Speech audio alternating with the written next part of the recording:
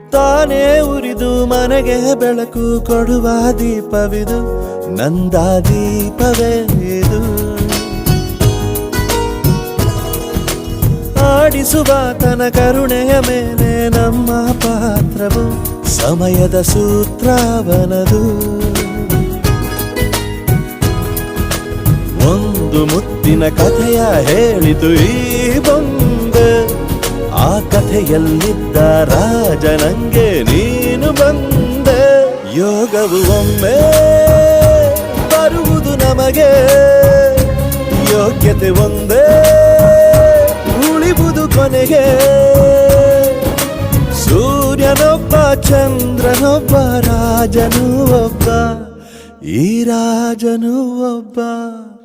ಆಡಿಸಿಯೇ ನೋಡು ಬೀಳಿಸಿಯೇ ನೋಡು ಎಂದು ಸೋಲದು